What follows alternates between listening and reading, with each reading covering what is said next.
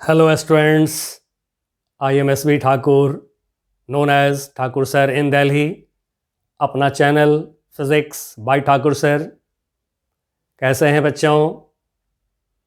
आप लोगों ने concepts of physics by doctor S.C. Verma इस बुक से चैप्टर 31 एक्सरसाइजेज के क्वेश्चन नंबर 6 तक लास्ट लेक्चर में कर चुके हैं। अब आज के लेक्चर में हम लोग क्वेश्चन नंबर 7 से आगे बढ़ेंगे, आगे की प्रॉब्लम करेंगे। और बच्चों, हमेशा की तरह मैं आपको बोलूँगा कि आपको कॉन्सेप्ट्स की ज़रूरत है, तो कोई इधर उधर नहीं खोजना है। आपको पूरी कॉन्सेप्ट मिल जाएंगे अपने चैनल पर। जैसा कि आप जानते हैं, हमेशा की तरह हैश ठाकुर सर यूट्यूब पर क्लिक करिए या फिर फिज़िक्स बाय ठाकुर सर जो अपना चैनल का नाम है उसको आप क्लिक करिए। आपको प्लेलिस्ट मिलेंगे इलेक्ट्रोस्टैटिक्स के। इलेक्ट्रोस्टैटिक्स 1 में एनसीईआरटी चैप्टर 1 के पूरे क्वेश्चंस कॉन्सेप्ट्स हैं। इलेक्ट्रोस्टैटिक्स 2 में chapter number 2 NCERT chapter number 2 के फुल कॉन्सेप्ट्स हैं, क्वेश्चंस हैं। उसको आप देख लीजिए और फिर खुद से प्रॉब्लम सॉल्व करिए। इस बुक को मैं इसी वजह से लेता हूं कि इस बुक में जितनी वेराइटीज़ है प्रॉब्लम का उतना किसी बुक में नहीं है। इसलिए ज़्यादा से ज़्यादा वेराइटीज़ के लिए मैं इस बुक को यूज करता हूं। और बच्चों, आप भी सॉल्व करिए। जितना ज़्यादा वेराइटीज़ क्वेश्चन के आप करेंगे, आपको कंपटीशन में उतना ही फायदा होगा। तो आइए देखते हैं हम लोग क्वेश्चन नंबर 7 क्या है हमारा। क्वेश्चन नंबर 7 का रहा है 3 capacitors having capacitances 20 microfarad, 30 microfarad and 40 microfarad are connected in series with a 12 volt battery. Find the charge on each of capacitors. फिर कहते हैं how much work has been done by the battery in charging the capacitors. बच्चों, capacitor circuit हो या फिर resistance के circuit हो, figure draw करके आप काम करेंगे तो बहुत ही आसान फील करेंगे आप इसको। तो 3 कैपेसिटर्स हैं, लिया हमने 1 कैपेसिटेंस, इसका C1 बोल दिया। फिर इसके साथ में लगे हुए हैं दूसरे कैपेसिटर, C2 कैपेसिटेंस बोल दिया। C3 कैपेसिटेंस की कैपेसिटर हैं। अब ये सब के सब जो है प्रॉब्लम कर रहा है कि सीरीज में है। अब C1 की वैल्यू 20 माइक्रोफैराड, C2 का वैल्यू 30 माइक्रोफैराड एंड C3 का वैल्यू यह है 40 माइक्रोफैराड। नाउ इसमें बैटरी लगा दिया गया। जो बैटरी है, बैटरी का वोल्टेज हमें बता दिया गया, बैटरी का ईएमएफ आपको बता दिया गया है कितना, 12 वोल्ट। अब हमारा क्वेश्चन है कि find charge on each of capacitors. चलिए, जैसा कि मैंने आप लोगों को बताया है कि जब कभी भी कैपेसिटर की सर्किट पर आप काम करते हैं तो सबसे पहले उस पॉइंट को देखिए जिन 2 पॉइंट्स पर वोल्टेज अप्लाइड हो। तो हम देख रहे हैं 12 वोल्ट बैटरी का पॉजिटिव टर्मिनल पॉइंट ए पर है, नेगेटिव टर्मिनल पॉइंट बी पर है। अब ए और बी के बीच वोल्टेज वही होगा जो बैटरी का वोल्टेज है। तो जहां पर आपको वोल्टेज अप्लाइड दिख जाए वहां पर सबसे पहले आप जो हैं यूज करिए C = Q/V। 1, 2, 3 टर्म में से 2 टर्म प्रॉब्लम के अंदर आपको दिखेगा, 3rd टर्म अपने आप निकल जाते हैं। इतने इजी ढंग से आप कैपेसिटर की प्रॉब्लम को कर सकते हैं। अब A और B के बीच में क्या बैटरी C1 के क्रॉस है? नहीं, क्योंकि बैटरी के जो 2 टर्मिनल्स हैं, 2 इलेक्ट्रोड्स हैं, ये दोनों जब तक किसी कैपेसिटर या किसी रेजिस्टर के दोनों टर्मिनल से जब तक ये नहीं ज्वाइन होंगे तब तक हम नहीं कहेंगे उस पर बैटरी लगा हुआ है। केवल एक टर्मिनल को ज्वाइन करने से, केवल एक इलेक्ट्रोड बैटरी का ज्वाइन करने से वोल्टेज कभी अप्लाई नहीं होगा। तो देखिए, इसके क्रॉस इस बैटरी के दोनों टर्मिनल पॉजिटिव नेगेटिव दोनों इलेक्ट्रोड नहीं जुड़े हैं, इसमें भी नहीं जुड़े हैं, इसमें भी नहीं जुड़े हैं। Positive terminal positive electrode battery का ए पर है, नेगेटिव बैटरी के बी पर जुड़े हुए हैं। तो फिर हमें ए और बी के बीच पहले हमें सी निकालना पड़ेगा, then C equal to Q by V करेंगे, अपने आप प्रॉब्लम आगे की तरफ सॉल्व होता चला जाएगा। तो एकदम इजी ढंग से आप इसको हैंडल करिए प्रॉब्लम्स को। चलिए तो हम लेते हैं पहले ए से बी तक इक्विवेलेंट कैपेसिटेंस सीरीज में है, तो फिर 1/C इक्विवेलेंट कैपेसिटेंस को मैंने C बोल दिया, 1/C1 20 plus 1/C2 30 plus 1/C3 40। Now अब इसको सॉल्व करें, थोड़ा सा एलसीएम ले लीजिए। चलिए तो एलसीएम ले लें, कितना आवेगा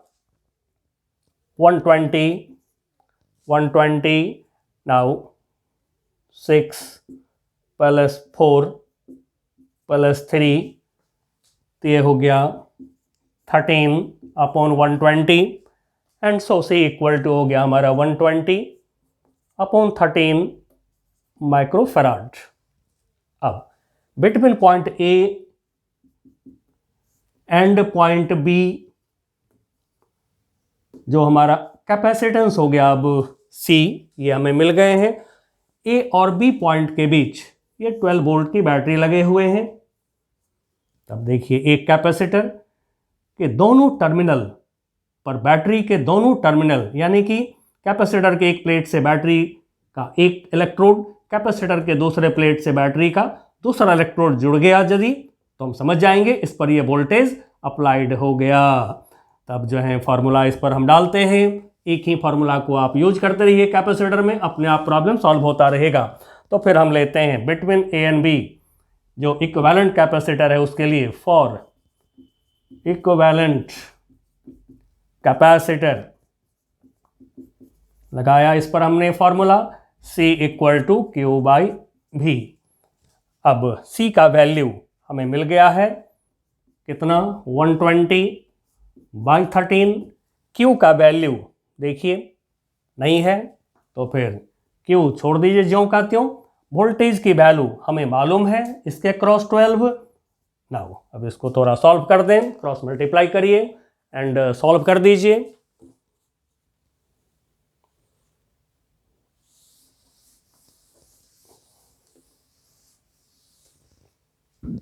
तो क्या होगा यहाँ से 13Q क्रॉस मल्टीप्लाई लिया हमने 120 into 12 and so Q equal to 120/12/13। देखें सॉल्व करके क्या आता है।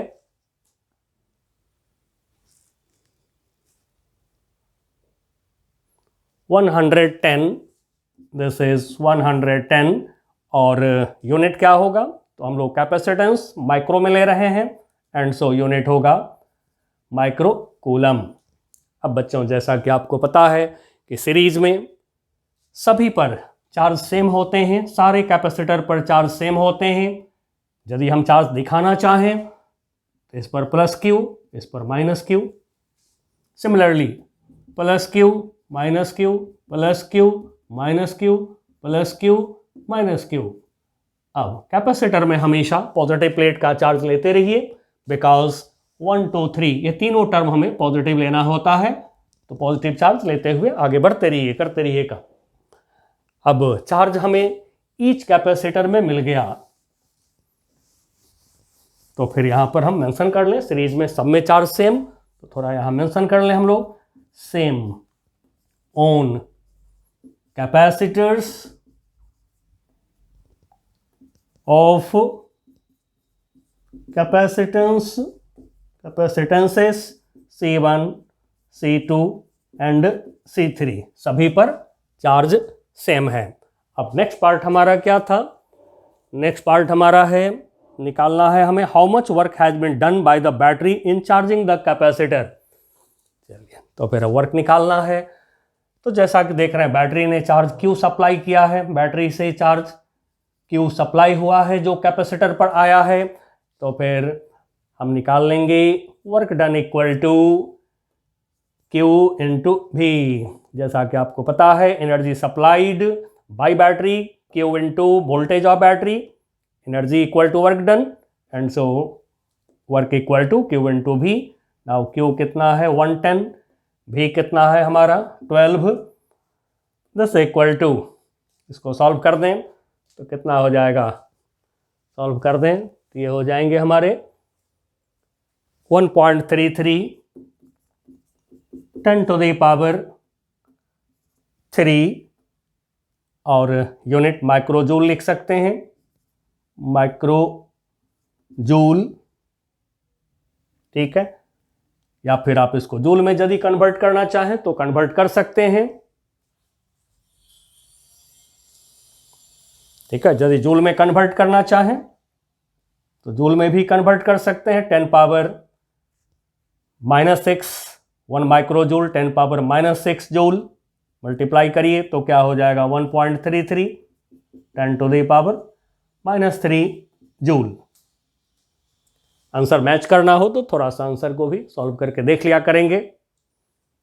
चलिए आते हैं हम लोग नेक्स्ट प्रॉब्लम पर।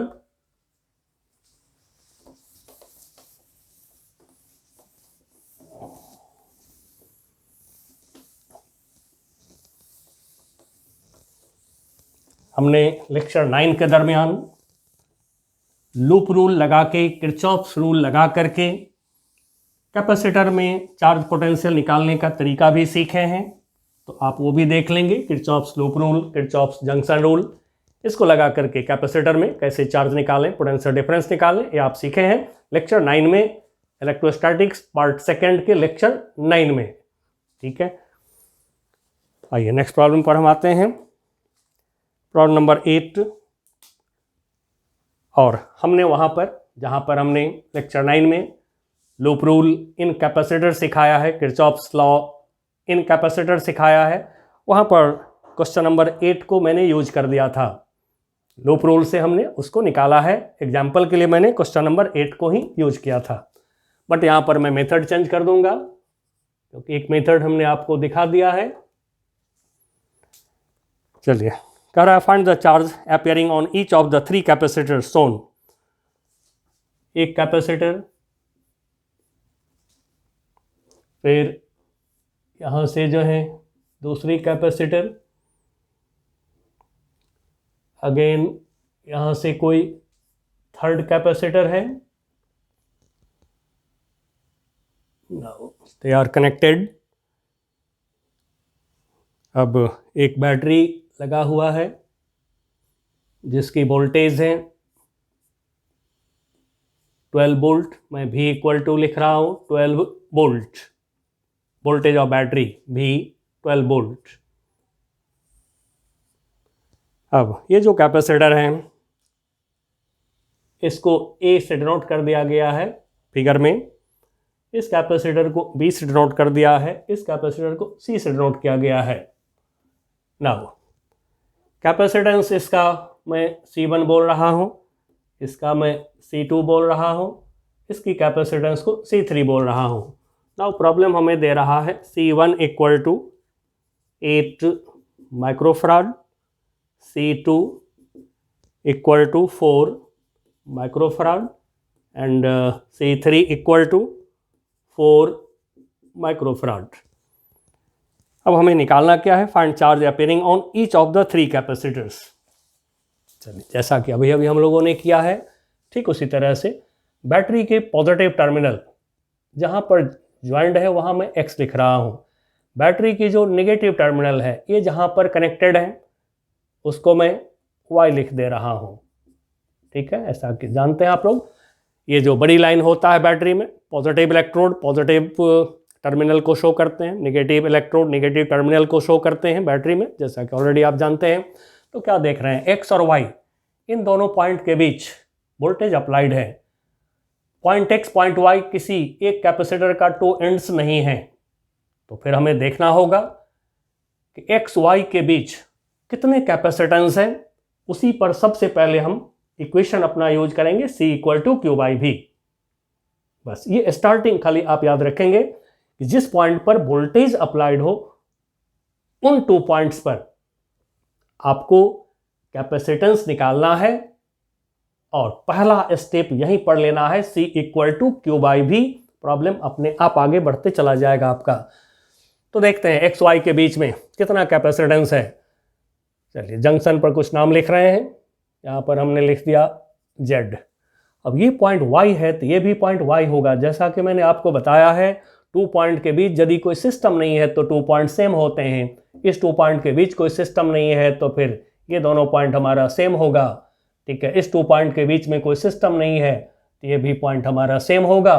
अब देखिए बहुत आराम से आपको कॉम्बिनेशन दिखेगा। पॉइंट Z पॉइंट Y के बीच में 2 कैपेसिटर है, तो फिर हम निकाल सकते हैं Z और Y के बीच, between Z and Y, between Y and Z and Y equivalent capacitance लेते हैं। तो C1 C2 C3 पैरेलल में है दोनों, तो फिर इसका इक्विवेलेंट में C डैश लिख रहा हूं। क्या होगा C2 plus C3, C2 plus C3। अब C2 कितना है 4, C3 कितना है 4, तो 4 प्लस 4 हो गया 8 माइक्रोफैराड। अब देखिए पॉइंट Z और पॉइंट Y के बीच एक कैपेसिटर आ गया हमारा, जिसकी कैपेसिटेंस हो गया C डैश। इक्विवेलेंट कैपेसिटेंस हमेशा जो निकालिए जहां पर ज़्यादा कैपेसिटर हो पहले वहां पर इक्विवेलेंट निकालिए, नंबर ऑफ कैपेसिटर कम हो जाएगा। फिर आपको जहां पर ज़्यादा कैपेसिटर दिखाई पड़े वहां पर इक्विवेलेंट निकालेंगे, नंबर ऑफ कैपेसिटर कम होते जाएंगे। फाइनली जिस 2 पॉइंट पर वोल्टेज अप्लाइड हो उस 2 पॉइंट पर इक्विवेलेंट कैपेसिटेंस आप आराम से निकाल सकते हैं।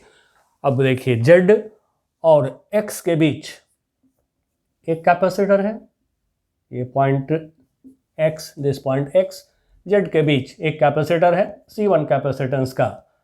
और जैसा कि हमें दिख रहा है X और Y के बीच में वोल्टेज अप्लाइड है 12 वोल्ट भी। अब मैं भी लिख के छोड़ रहा हूँ, वैल्यू यहाँ पर है हमारे पास। नाउ अब X और Y पॉइंट के बीच क्या देख रहे हैं, किसी एक कैपेसिटर के अक्रॉस ये बैटरी के दोनों टर्मिनल नहीं है, किसी एक कैपेसिटर पर ये वोल्टेज नहीं है, तो फिर जो है हम इन दोनों का इक्विवेलेंट निकाल लेंगे between point X and Y। तो फिर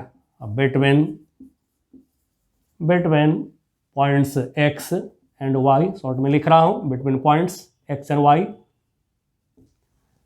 अब ये दोनों सीरीज में हैं and so 1 upon equivalent capacitance CE कर दिया अब मैंने फाइनली, तो 1 upon C1 plus 1 upon C dash. Now this is 1 upon CE equal to 1 upon C1 कितना 1 upon 8 plus 1 upon C dash कितना, ये भी 8 आया है। नाउ 8 एलसीएम तो 8 हो गया, 1 प्लस 1 2 से डिवाइड लिया 4 and so CE equivalent capacitance हो गया हमारा 4 माइक्रोफैराड। अब देखिए इन दोनों के बदला में जो एक कैपेसिटर हो गया X और Y के बीच, पॉइंट X और पॉइंट Y के बीच जो एक कैपेसिटर अब हो गया CE। अब पॉइंट X पॉइंट Y के बीच में क्या है, वोल्टेज अप्लाइड है, ये वोल्टेज अप्लाइड है हमारा जिसका वैल्यू है 12 वोल्ट। बस जिस कैपेसिटर पर आपको वोल्टेज अप्लाइड दिखे उस कैपेसिटर पर आप लगा दीजिए सीधे equation C equal to Q by V। Solution की टेंशन नहीं, वो अपने आप सॉल्व होगा। अब इक्विवेलेंट कैपेसिटर है, मैं इसको CE लिख देता हूँ, चार्ज को जो इस पर चार्ज है उसको QE लिख दिया, वोल्टेज भी। अब देखिए CE तो मालूम हो गया है आपको कितना 4, QE यानी कि चार्ज ऑन इक्विवेलेंट कैपेसिटर नहीं मालूम है तो छोड़ दीजिए, जो नहीं मालूम हो उसको छोड़ते जाएंगे। भी वोल्टेज हमारा कितना है 12 वोल्ट रखा 12, तो फिर यहाँ से आ गया QE इक्वल टू 48 माइक्रोकूलम। अब इक्विवेलेंट कैपेसिटर पर चार्ज आपको 48 माइक्रोकूलम आ गया। तब देखिए ये दोनों तो सीरीज में है, जैसे ही चार्ज आवे तुरंत चेक करिए कौन कौन सीरीज में है, उस पर चार्ज सेम हो जाएंगे। तो थोड़ा यहाँ पर हम लोग मेंशन कर लें, same on C dash and C1, C dash and C1 इन दोनों कैपेसिटर पर चार्ज सेम हो गया हमारा। अब चार्ज सेम हो गया, चार्ज मिल गया आपको, दोनों कैपेसिटर पर लगा दीजिए फिर formula C equal to Q by V on C1 पर हम लगाते हैं पहले formula C equal to Q by V, C1 charge Q1 voltage V1 कर दिया पहचानने के लिए। अब C1 कैपेसिटेंस कितना है हमारा 8, तो ले लिया हमने 8 माइक्रोफराड। Q1 C1 पर चार्ज कितना है 48 माइक्रोकूलम, तो फिर ये हो गया 48 माइक्रोकूलम, हमें वोल्टेज अपने आप मिल जाएंगे। तो ये कितना हो जाएगा V1 equal to 48 upon 8। Now 8 से 48 को डिवाइड करिए तो कितना हो जाएगा 6 वोल्ट। तो ये मिल गया हमें, वोल्टेज मिल गया, ठीक है। C1 के क्रॉस वोल्टेज मिल गया हमें, और चार्ज C1 पर ये मिल गया हमें 48 माइक्रोकूलम। मैं यहाँ लिख भी देता हूँ Q1 48 माइक्रोकूलम, ठीक है। तो C1 का चार्ज पोटेंशियल डिफरेंस मिल गया हमें। अब आइए अगला पर देखते हैं। नेक्स्ट के लिए बिल्कुल सेम इक्वेशन आप इसके लिए अप्लाई करिए, C डैश के लिए अप्लाई करिए। तो फिर ऑन C डैश या फॉर C डैश के लिए, अब इसके लिए हम लगाते हैं C equal to Q by V, C equal to Q by V, dash dash dash लगा दिया पहचानने के लिए। नाउ C डैश में चार्ज हमें मालूम है 48 माइक्रोकूलम। C डैश कैपेसिटेंस कितना है 8 माइक्रोफराड, यूज करिए 8 microfarad. Q dash C dash का charge 48 upon V dash. Now यहाँ से V डैश हमें निकल गया 48 बाई 8 इक्वल टू हो गया 6 वोल्ट। अब V dash voltage across C dash मिला आपको। जैसे ही वोल्टेज आवे, पोटेंशियल डिफरेंस आवे, तो तुरंत देखिए कोई पैरेलल में तो नहीं है। यस, है पैरेलल में। कौन कौन पैरेलल में है C2 और C3। तो जो C डैश इक्विवेलेंट कैपेसिटेंस का होगा पोटेंशियल डिफरेंस, वही पैरेलल में ईच का होता है पोटेंशियल डिफरेंस। तो फिर this potential difference is same as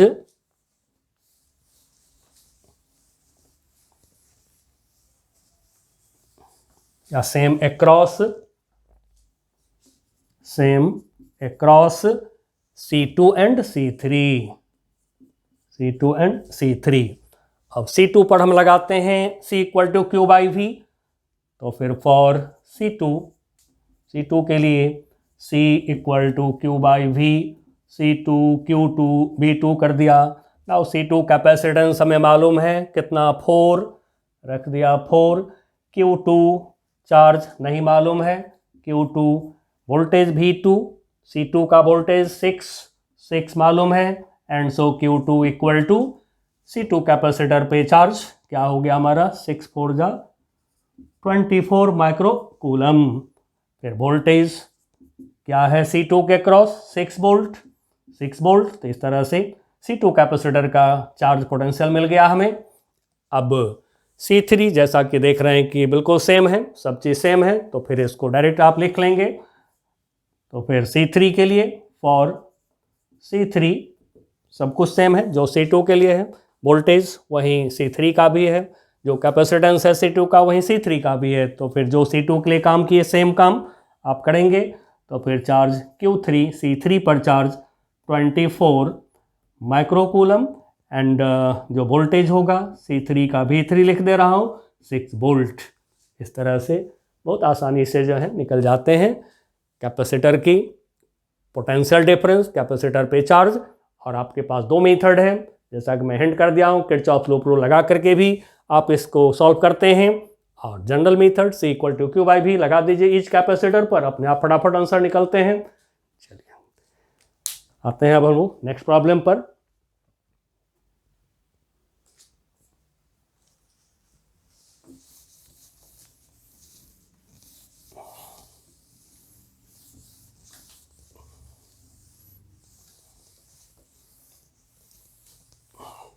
problem number 9 पर आ रहे हैं, देखते हैं क्या है हमारा प्रॉब्लम नंबर 9।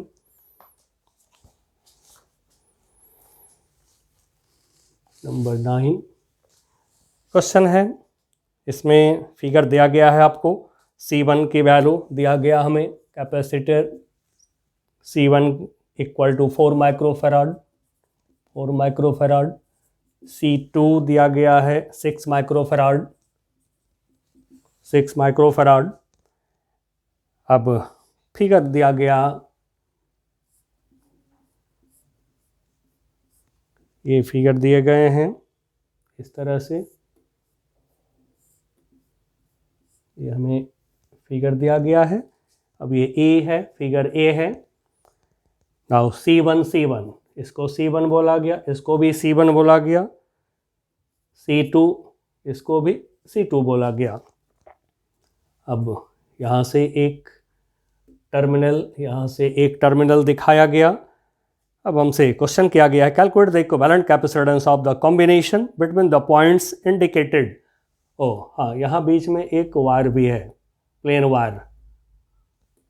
चलिए, अब जैसा कि हम लोग सीखे हैं कि जब कभी भी प्लेन वायर से ज्वाइन किया जाए 2 पॉइंट्स को, तो दोनों पॉइंट हमारा सेम पॉइंट होता है। चलिए कुछ नाम लिख लेते हैं। इस टर्मिनल पर हम लिख रहे हैं पॉइंट ए, इस टर्मिनल पर पॉइंट बी लिख रहे हैं। यहाँ पर मैं लिख रहा हूँ x, यहाँ लिख रहा हूँ y। तो पॉइंट x, पॉइंट y दोनों जो हो गया वो एक पॉइंट हो गया, क्योंकि इस बीच में कोई सिस्टम नहीं है। और इसी को शॉर्ट सर्किट करना भी कहते हैं। जिस 2 पॉइंट के बीच में लगा दिए जाए कभी भी प्लेन वायर, तो फिर उसका हम रेजिस्टेंस इन प्रॉब्लम 0 लेंगे, और इसी का दूसरा नाम शॉर्ट सर्किट भी होता है प्रॉब्लम में। ठीक है, दोनों पॉइंट का पोटेंशियल सेम लेंगे, इन दोनों पॉइंट के बीच पोटेंशियल डिफरेंस 0 लेंगे। अब ये सब प्रॉपर्टी याद रखिएगा इस फिगर का, इस सिंबल का। ठीक है, प्लेन वायर का पोटेंशियल डिफरेंस 0 लेंगे हम प्रॉब्लम में। अब हमें ए और बी के बीच इक्विवेलेंट कैपेसिटेंस चाहिए, पॉइंट ए, पॉइंट बी। जिस 2 पॉइंट के बीच इक्विवेलेंट चाहिए वो पॉइंट पहले ले लीजिए। अब ये पॉइंट बी है तो ये भी पॉइंट बी हुआ, क्योंकि इस बीच में कोई सिस्टम नहीं है। ये पॉइंट ए है तो ये भी पॉइंट ए हो गया। अब देखिए, सभी जंक्शन पर नेमिंग कर लिया हमने, ए, एक्स, बी, वाई, सभी जंक्शन पर पहले नाम लिख लीजिए और सर्किट को दोबारा से अब ड्रॉ करिए। अपने आप सर्किट सिंपल हो जाएगा। अब जैसे हमने ले लिया पॉइंट एक्स, पॉइंट वाई एक जगह पे ले लिया, क्योंकि दोनों पॉइंट सेम है। अब ए और एक्स के बीच C1 लगे हुए हैं, पॉइंट एक्स, पॉइंट ए के बीच में एक कैपेसिटर जिसकी कैपेसिटेंस है C1। फिर नीचे देखें, ए और पॉइंट एक्स के बीच में कैपेसिटर जिसका कैपेसिटेंस है C2 लगे हुए हैं। फिर एक्स और बी के बीच C1, एक्स और ये एक्स, पॉइंट बी के बीच में C1 कैपेसिटेंस का कैपेसिटर है। फिर बी और वाई के बीच में C2 कैपेसिटेंस के कैपेसिटर हैं, C2। अब आप क्लियरली देख रहे हैं C1 C2 क्या हो गया, ये C1 C2 हो गया पैरेलल। तो फिर ए और एक्स के बीच पॉइंट ए और पॉइंट एक्स वाई भी लिख सकते हैं। इस बीच में C1 प्लस C2। अब C1 प्लस C2 कितना होगा, 4 प्लस 6 10 हो जाएंगे। तो फिर इन दोनों का इक्विवेलेंट कैपेसिटेंस हो गया हमारा 10 माइक्रोफराड। फिर C1 प्लस C2 वही 10 माइक्रोफराड। एक्स और बी के बीच में इक्विवेलेंट कैपेसिटेंस हो गया 10 माइक्रोफराड। अब देखिए कितना क्लियर हो गया, एक्स ए और बी के बीच equivalent capacitance, now both are in series. तो फिर 1/C ई फॉर इक्विवेलेंट लगा दिया हमने, C इक्विवेलेंट कैपेसिटेंस 1/10 प्लस 1/10। ठीक है, 1/10 प्लस 1/10 कर दीजिए, निकल जाएंगे इक्वल टू 10, 1 प्लस 1 2 से 5 हो गया। Now equivalent capacitance equal to 5 microfarad. इस तरह से जंक्शंस पर नाम लिख करके, और जहाँ पर ज़्यादा कैपेसिटेंस हो पहले वहाँ पर इक्विवेलेंट निकालिए। ठीक है,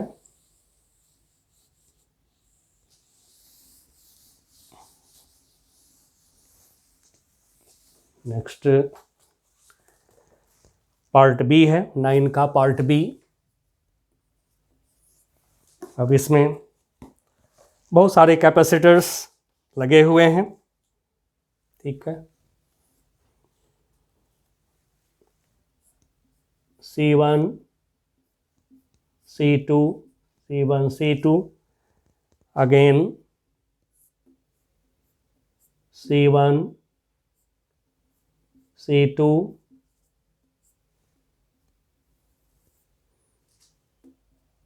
और इन दोनों के बीच में प्लेन वायर, ये प्लेन वायर है। नेक्स्ट फिर यहाँ से आगे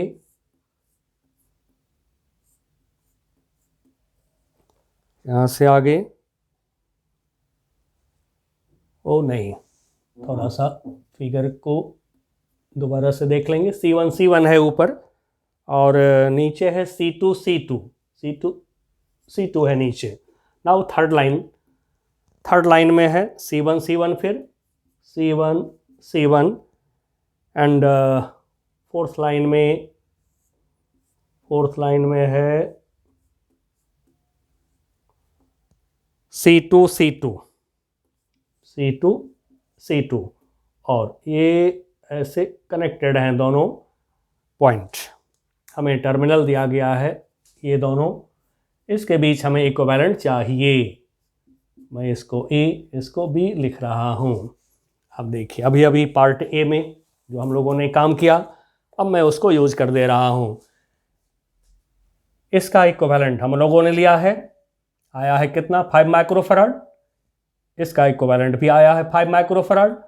तो फिर इन पूरे का इक्विवेलेंट अब मैं एक बार में यूज कर दे रहा हूँ। अब देखिए, पॉइंट ये B है, ये पॉइंट B, ये पॉइंट B, ये भी पॉइंट B होगा, बिकॉज इस बीच में कोई सिस्टम नहीं, तो सभी पॉइंट का नाम सेम लिख लीजिए। सिमिलरली पॉइंट A, तो ये भी पॉइंट A होगा, ये भी पॉइंट A होगा। तो हम लोगों ने अभी निकाला पार्ट A में पॉइंट A और पॉइंट B के बीच इतने पार्ट का इक्विवेलेंट हमें मिला है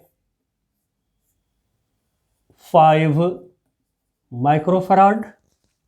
फिर सेम यही है, बिल्कुल सेम सर्किट है, जो ये है वहीं ये है। तो फिर इसका भी इक्विवेलेंट होगा A और B पॉइंट के बीच 5 माइक्रोफैराड।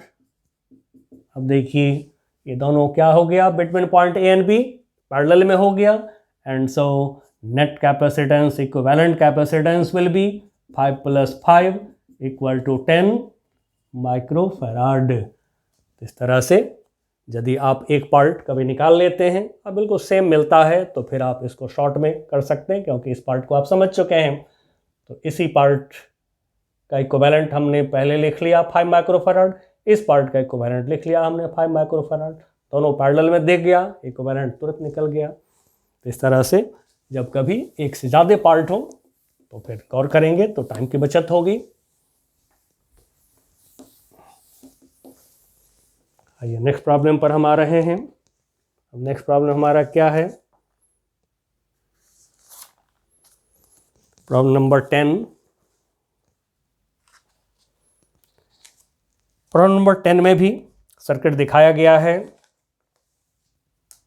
नंबर 10 जो इसमें सर्किट हमें दिखाया गया, ये है यहाँ से 5 माइक्रोफैराड, फिर इसके साथ में एक कैपेसिटर लगा है 6 माइक्रोफैराड। एक पॉइंट यहाँ से आया, इसके साथ में एक बैटरी लगाया गया, बैटरी के नेगेटिव, बोथ आर कनेक्टेड, ये कनेक्ट हो गया।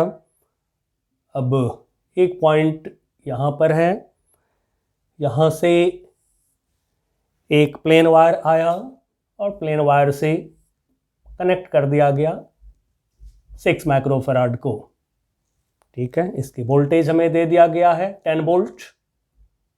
Potential difference EMF of this battery is 10 volt. अब हमारा क्वेश्चन क्या है, क्वेश्चन है find the charge supplied bye the battery in the arrangement shown in the figure. कितने चार्ज जो हैं बैटरी ने सप्लाई किया है।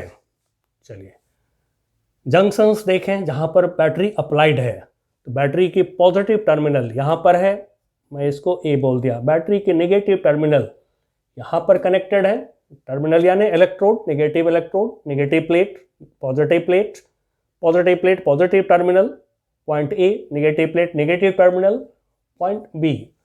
अब ए और बी के बीच एक बार सर्किट को रीड्रॉ करिए। हमेशा जब भी कोई सर्किट आपको थोड़ा सा भी लगे कि इसमें हमें सोचना पड़ेगा, तो वहाँ पर तुरंत फिगर ड्रॉ करिए। सोचने से बढ़िया फिगर ड्रॉ कर लें दोबारा से। कैसे? तो जिस 2 पॉइंट पर वोल्टेज अप्लाइड हो वो 2 पॉइंट लीजिए, उसी 2 पॉइंट के बीच में देखिए कैपेसिटर कैसे लगे हुए हैं। तो पॉइंट ए और पॉइंट बी के बीच में 5 microfarad. Between points A and B capacitance is 5 microfarad. Again देखिए पॉइंट ए और point B, between point A and point B क्या देख रहे हैं? 6 microfarad. Between point A and point B 6 microfarad की कैपेसिटेंस है, और पॉइंट ए पॉइंट बी के बीच में ये वोल्टेज है 10 वोल्ट का। तो फिर ये बैटरी हो गया, 10 वोल्ट की बैटरी। ठीक है, मैं भी लिख देता हूँ वोल्टेज को, 10 volt, potential difference of battery, EMF of battery 10 volt. अब बिटवीन ए और बी पॉइंट क्लियर देख रहे हैं, पैरेलल में है आपके दोनों कैपेसिटर, तो इन दोनों का equivalent capacitance CE equal to 5 + 6 equal to 11 microfarad. अब C निकल गया, ए और बी पॉइंट के बीच में कैपेसिटेंस हो गया हमारा CE। ए और बी पॉइंट पर पोटेंशियल डिफरेंस है 10, लगा दीजिए equation C equal to Q/V। Now CE equivalent capacitor के लिए, चार्ज इक्विवेलेंट कैपेसिटर के लिए, now Q equal to CE into V। अब ये है 10, V है CE 11 और V हमारा है 10, दिस इक्वल टू 110 माइक्रोकूलम। अब देखिए कि चार्ज किसने दिया कैपेसिटर को? बैटरी ने दिया। हमेशा बैटरी से चार्ज मिलते हैं कैपेसिटर को। बैटरी कैपेसिटर को चार्ज दे करके चार्ज कर देता है कैपेसिटर को, तो this is charge supplied. Question हमारा क्या था? चार्ज सप्लाइड बाय बैटरी, तो यही हो गया charge supplied by battery. Battery ने जो चार्ज सप्लाई किया है QE। अब ये चार्ज जो है कैपेसिटर के प्लेट्स पर आते हैं। चलिए इस तरह से C इक्वल टू Q/V लगा दीजिए। और थोड़ा भी दिक्कत हो तो जो हमने lecture 9 electrostatic second part lecture 9 में लूप रूल सिखा दिया है, उसको लगाने पर बहुत ही आसानी से कैपेसिटर में चार्ज पोटेंशियल निकल जाएंगे, चाहे कैसा भी कॉम्प्लेक्स सर्किट हो। इसलिए मैं कहूँगा बच्चों कि आप जरूर से इलेक्ट्रोस्टैटिक सेकंड का लेक्चर 9 जरूर देखिएगा, application of Kirchhoff's law for capacitor circuit. चलिए नेक्स्ट प्रॉब्लम नंबर 11 क्या है हमारा? क्वेश्चन कर रहा है the outer cylinders of 2 cylindrical capacitor of capacitance 2.2 microfarad each are kept in contact. ठीक है, 2 सिलेंड्रिकल कैपेसिटर दिखाया गया है। जैसा कि फिगर से मैं देख रहा हूं, दोनों के पॉजिटिव टर्मिनल एक साथ है, एंड सो ये पैरेलल कॉम्बिनेशन हो जाएंगे। तो फिर टोटल कैपेसिटेंस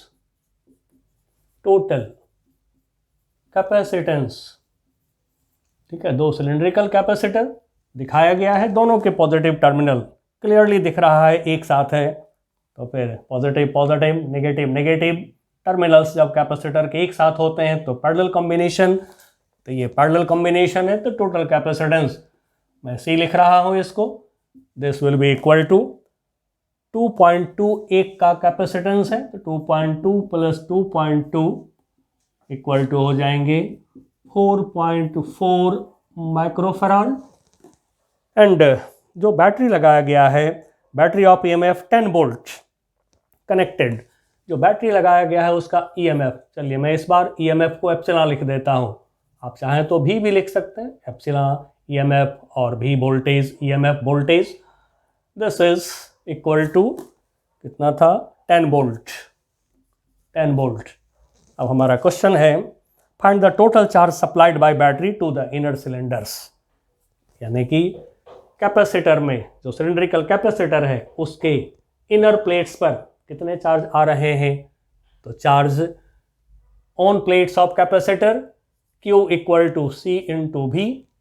नाउ C कितना है 4.4, V कितना है 10, इक्वल टू हो गया 44 माइक्रो कूलम। ठीक है, तो इस तरह से फिगर को गौर से देख लिया करेंगे।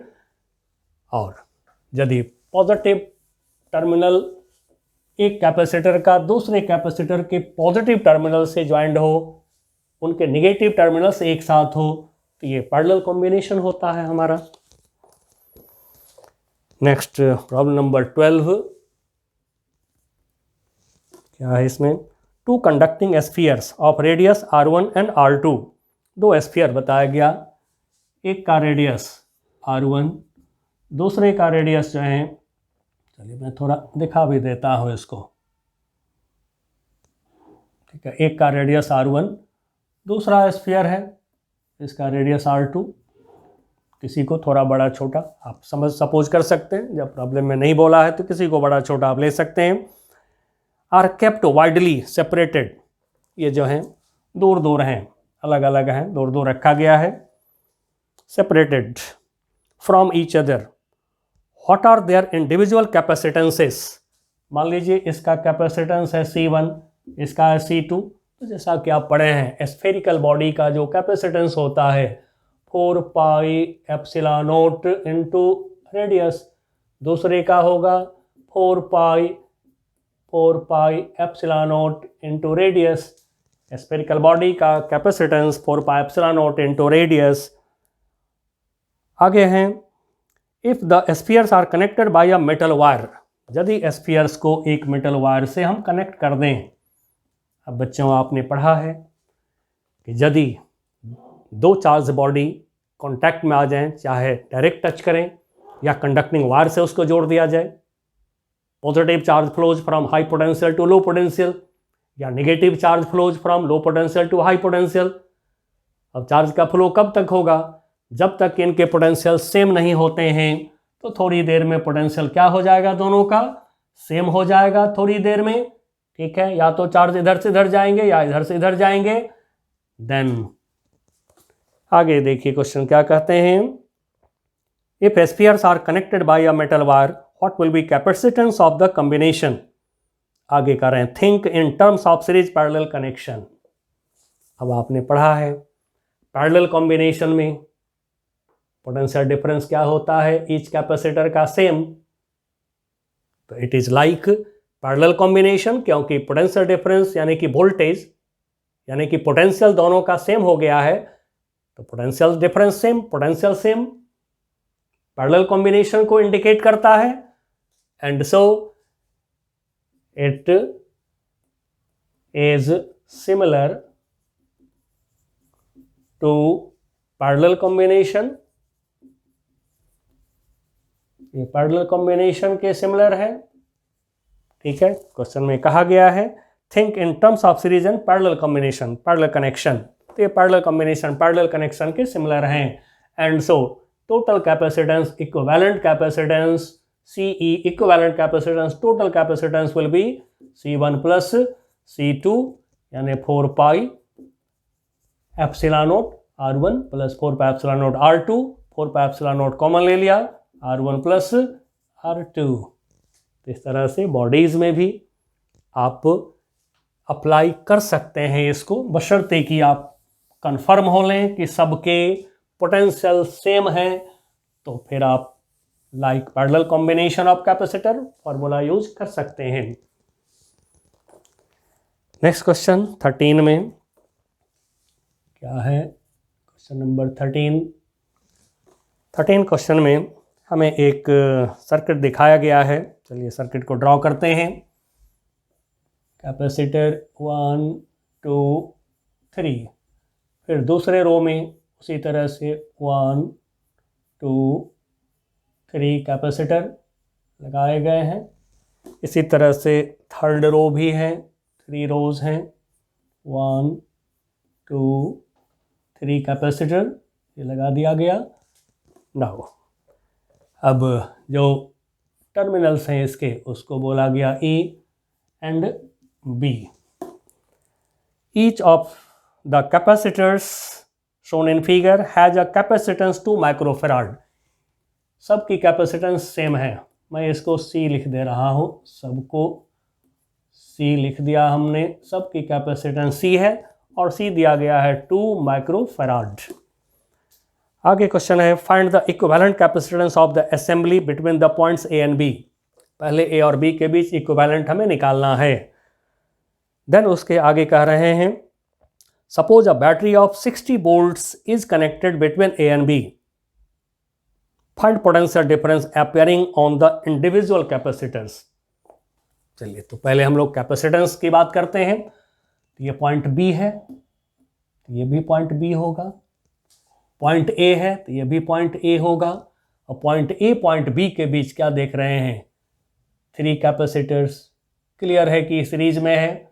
और यदि कभी आपको थोड़ा सा भी डाउट लगे सीरीज में है या पैरेलल में है, तो आप एक जंक्शन पर सपोज कर लीजिए कि यहां पर हमने चार्ज दिया, तो यदि चार्ज का डिस्ट्रीब्यूशन अलग अलग पाथ में हो रहा है, यदि यहाँ चार्ज दिया हमने एक जंक्शन पर, चार्ज देकर सोचिए कि यदि चार्ज डिफरेंट रास्ते में जा रहे हैं तो समझ जाइए पैरेलल कॉम्बिनेशन है। नहीं, यदि चार्ज एक लाइन में जा रहा है, एक से दूसरे, दूसरे से तीसरे में यदि जाएगा चार्ज, तो सीरीज कॉम्बिनेशन हो गया, क्योंकि सीरीज में तो चार्ज कंटिन्यूअसली एक से दूसरे, दूसरे से तीसरे कैपेसिटर में जाते हैं और सेम चार्ज होता है सीरीज में, सभी पर चार्ज सेम होते हैं। तो क्लियर हम देख रहे हैं कि 1 रो जो है हमारा, एक रो, इसके कैपेसिटेंस जो होगा वो सीरीज कॉम्बिनेशन में होगा। तो फिर पहले हम ले रहे हैं फॉर 1 रो, एक रो के लिए, एक रो जैसे ये हो गया 1 रो, 1 रो, ये हो गया सेकंड रो, ये हो गया थर्ड रो। तो 1 रो के लिए पहले इक्विवेलेंट कैपेसिटेंस 1 अपॉन, इसको मैं C1 बोल दे रहा हूं, this equal to 1/C plus 1/C plus 1/C, क्या होगा 3/C। Now C1 equal to क्या होगा C/3। उसी तरह से दूसरे रो का भी यही होगा, तीसरे रो का भी यही होगा। तो पॉइंट ए और पॉइंट बी के बीच एक हो गया हमारा C1, फिर दूसरे रो का भी हो गया कैपेसिटेंस C1,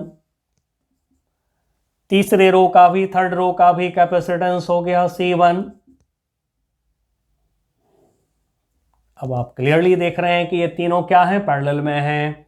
तो फिर equivalent capacitance between A and B, CE equivalent capacitance between A and B क्या हो जाएगा, C1 plus C1 plus C1। Now this is equal to 3C1, 3C1। अब C1 की वैल्यू रख लें यहाँ पर हम, इक्वल टू क्या होगा 3, C1 के जगह C/3, C/3। अब देखिए 3 से 3 हो गया कैंसल, C हो गया।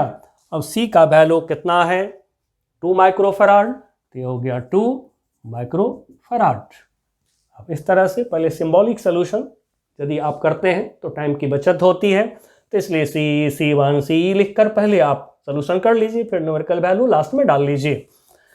अब नेक्स्ट क्वेश्चन क्या था हमारा, कब इस पर जो है बैटरी लगाया गया है, पॉइंट ए और पॉइंट बी के बीच में बैटरी लगाए गए हैं। तो पॉइंट ए पॉइंट बी के बीच इक्विवेलेंट कैपेसिटेंस 2 माइक्रोफैराड, ठीक है, इसको मैं CE से नोट कर रहा हूं, पॉइंट ए पॉइंट बी के बीच। अब इस पर लगा दिया कितने वोल्ट की बैटरी, बैटरी लगे हैं 60 वोल्ट, 60 वोल्ट का बैटरी लगा है। अब हम लोग पता लगाते हैं कि इस पर चार्ज कितना है, ठीक है। अब इस पर चार्ज का पता लगा सकते हैं, कैसे लगाएंगे, CE इक्वल टू Q/V। अब ये वोल्टेज हो गया 60 वोल्ट, तो फिर यहाँ से हमें Q निकल जाएगा, या QE करें तो QE निकल जाएंगे, ठीक है, CE इंटू V। अब CE का वैल्यू कितना है 60,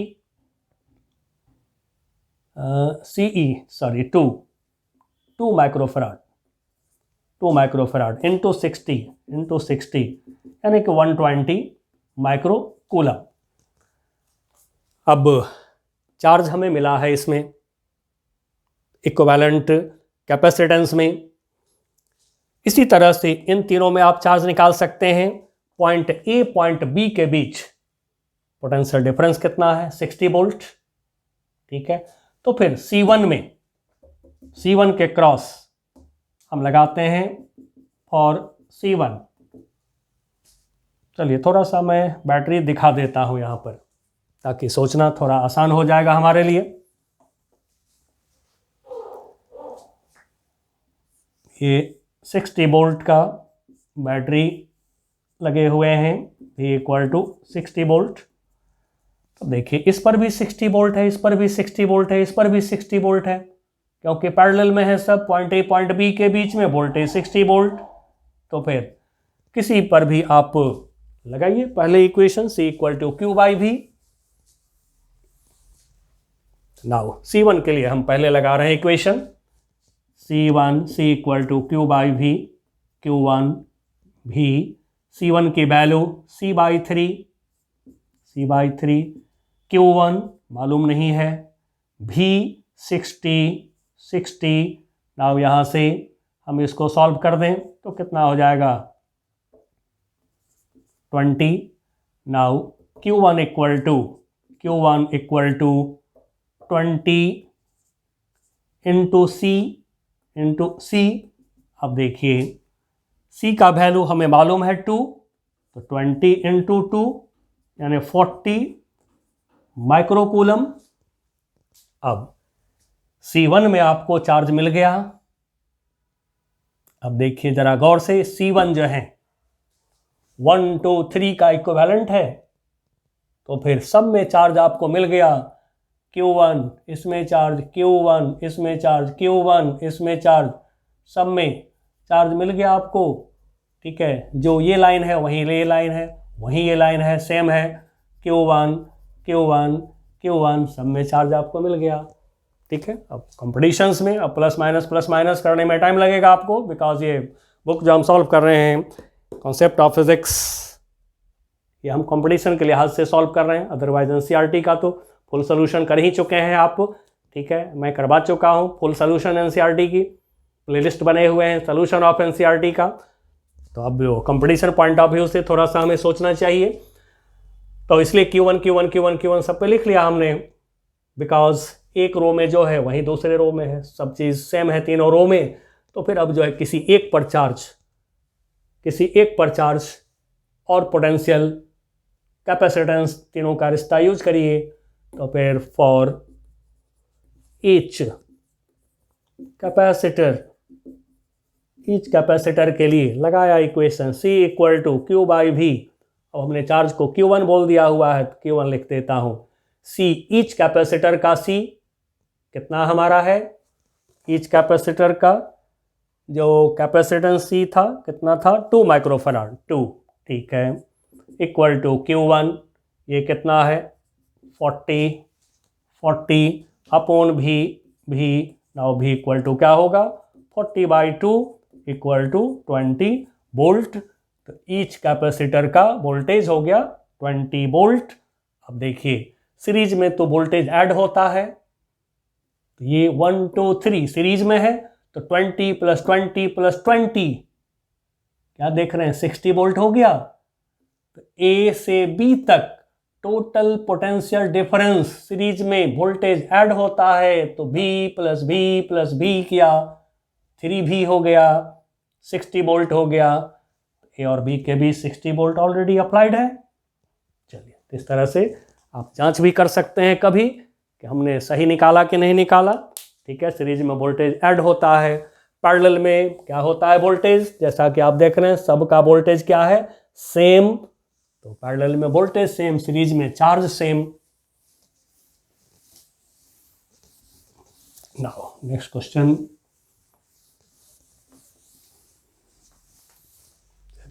क्वेश्चन पर हम आ रहे हैं।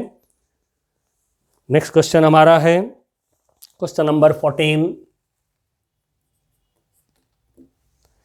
क्वेश्चन करा है it is required to construct a 10 microfarad capacitor which can be connected across a 200 volt battery. Capacitors of capacitance 10 microfarad are available, but they can withstand only 50 volt.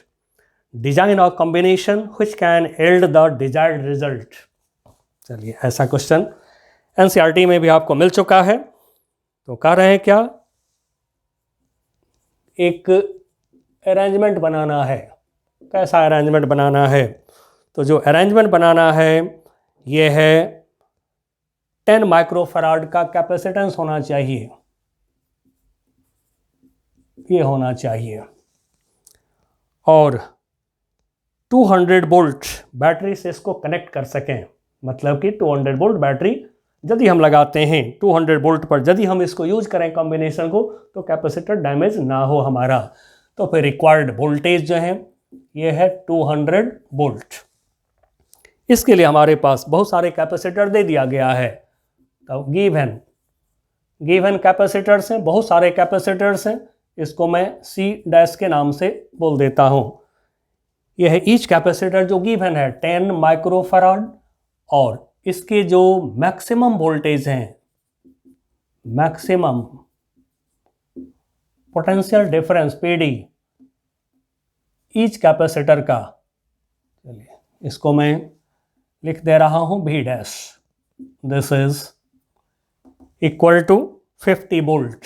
मतलब क्या, 50 वोल्ट से यदि ज़्यादा पोटेंशियल डिफरेंस आप apply कर देंगे तो capacitor हमारा डैमेज हो जाएगा। तो फिर हमें ध्यान रखना होगा कि किसी एक कैपेसिटर पर 50 वोल्ट से ज़्यादा ना हो, और एक कॉम्बिनेशन तैयार करना है जिसका टोटल पोटेंशियल डिफरेंस 200 वोल्ट और जिसका टोटल कैपेसिटेंस 10 माइक्रोफैराड होना चाहिए। अब रहा कि बच्चों, ऐसे प्रॉब्लम में हम लोग सबसे पहले क्या करते हैं, वोल्टेज को पता लगाते हैं, वोल्टेज का पता लगाते हैं। आइए पहले वोल्टेज का पता लगाते हैं।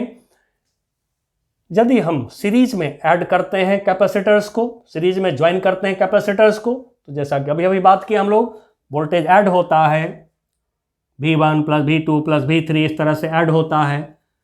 मान लीजिए कि एक कैपेसिटर हमारे पास है, वोल्टेज है V डैश, सीरीज में दो कैपेसिटर को हमने ज्वाइन किया, तो V dash plus V dash equal to क्या होगा, 2V डैश। यदि सीरीज में हम लोग 3 कैपेसिटर्स को ज्वाइन कर दें तो क्या होगा, 3V डैश होगा। तो यदि n नंबर ऑफ कैपेसिटर को सीरीज में ज्वाइन कर दें तो क्या होगा, NV dash, n number of capacitor in series कर दिया तो टोटल वोल्टेज हो जाएगा NV डैश।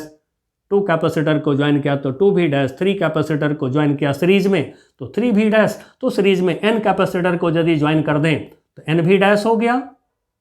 बस यही पैटर्न अब हम यूज करेंगे। तो मान लेते हैं, late n capacitors are connected in series to form a row। एक रो बनाते हैं पहले हम, n number of capacitor, n capacitor मतलब n नंबर ऑफ कैपेसिटर को कनेक्ट किया सीरीज में, हमने एक रो तैयार किया, टू फॉर्म अ रो। ऐसे 1 2 सो ऑन, इस तरह से n कैपेसिटर्स। ठीक है, अब एक का वोल्टेज हमने V डैश बोला, दूसरे का भी V डैश, क्योंकि सबके वोल्टेज सेम है तो n कैपेसिटर की वोल्टेज क्या हो जाएगा, NV डैश, और टोटल वोल्टेज हमसे क्या कहा गया है, 200 वोल्ट। तो फिर NV डैश इक्वल टू 200। अब देखिए आपको V डैश मालूम है, तो रखिए V डैश की वैल्यू कितना है, 50। तो फिर N equal to 200 upon V dash यानी कि 50 इक्वल टू हो गया कितना, 4। तो फिर 4 capacitors are connected in series, 4 capacitor को सीरीज में हमें कनेक्ट करना होगा, इस तरह से करना होगा। 4 कैपेसिटर्स को सीरीज में कनेक्ट करना होगा, तो फिर जो है इसके क्रॉस वोल्टेज हो जाएंगे 200 वोल्ट। 50-50 वोल्ट के 4 कैपेसिटर लगाए, 200 वोल्ट आ गया कैपेसिटर वोल्टेज, 200 वोल्ट हो गया पोटेंशियल डिफरेंस। अब इनके कैपेसिटेंस क्या होगा, तो फिर ये सब के सब C dash C dash C dash, इनका कैपेसिटेंस पहले निकालिए। तो फिर इक्विवेलेंट कैपेसिटेंस ऑफ 4 कैपेसिटर्स कितना होगा, तो चलिए निकालते हैं। 1/4 कैपेसिटर का इक्विवेलेंट कैपेसिटेंस, इसको मैं C1 बोल रहा हूँ, 1 रो का C1 यानी 1 रो का इक्विवेलेंट कैपेसिटेंस। तो 1/C dash plus 1/C dash plus 1/C dash plus 1/C dash, और C डैश कितना है हमारा 10 माइक्रोफराड।